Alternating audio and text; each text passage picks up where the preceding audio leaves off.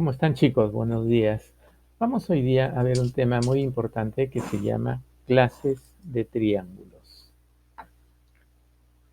Hablar sobre triángulos es obviamente un tema muy amplio, pero hoy día vamos a trabajar específicamente con dos clasificaciones. Pero antes de ello, recordamos que los ángulos del triángulo pueden ser internos si es que los ángulos están dentro del triángulo, alfa, beta y y.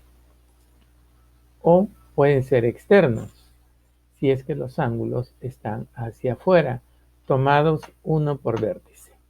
La suma de los ángulos externos es igual a 360, a diferencia de la de los ángulos internos, que es 180. Ahora, les decía que existen dos clasificaciones de triángulos. Uno, por la medida de sus lados. ABC quiere decir lados diferentes. Las medidas de sus lados son diferentes y por lo tanto se le llama triángulo escaleno, como una escalera que estuviéramos subiendo. Triángulo isósceles.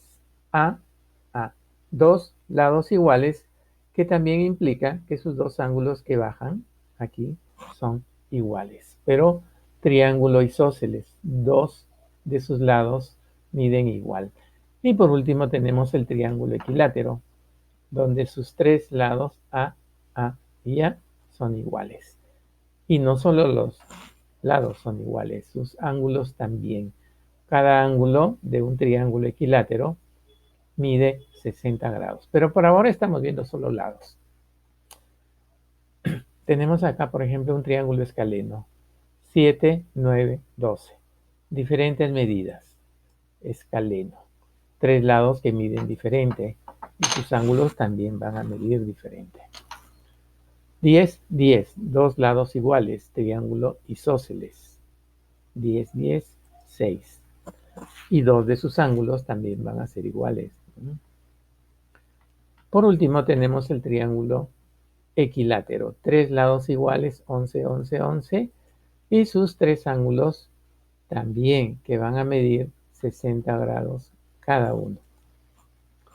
Ahora vemos la otra clasificación. Una cosa es medir por lados y otra cosa es medir por ángulos. Aquí solamente medimos ángulos. Alfa, beta y Y son menores que 90 grados.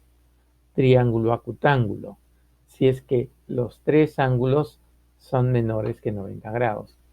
El triángulo obtusángulo es aquel triángulo donde hay un ángulo, solamente uno puede haber, que es mayor que 90. Y lo van a poder ver por la inclinación, ¿no?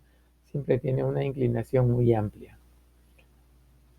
Ahora, en el caso del triángulo rectángulo, pues ven siempre el cuadradito, que nos indica que es un ángulo recto.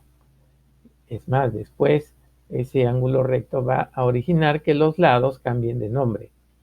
Los lados van a ser catetos y el lado mayor va a ser hipotenusa. Vemos acá los dibujos, por ejemplo, un triángulo acutángulo. Podemos comprobar que sus tres ángulos miden menos que 90 grados. Cada uno mide menos que 90 grados.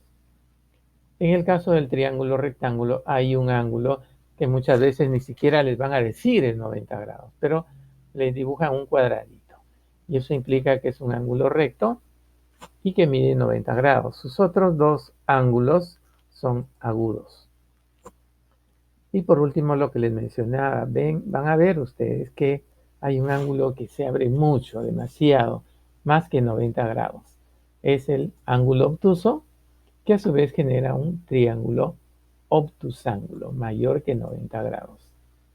Y vamos a ver algunos ejemplos, ejercicios aquí. Por ejemplo, si ven el cuadradito de frente, es un triángulo rectángulo. Si vemos que dos lados son iguales de frente, es un triángulo isósceles por la medida de sus lados. Ángulos menores que 90 grados, triángulo acutángulo. Tres lados iguales, equilátero, y también sus ángulos van a medir 60 grados cada uno.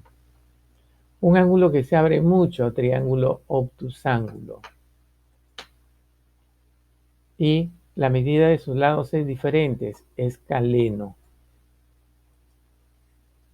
Y tenemos el triángulo rectángulo, porque mide 90 grados y porque siempre le dibujamos un cuadradito ahí. Muy bien, muchas gracias.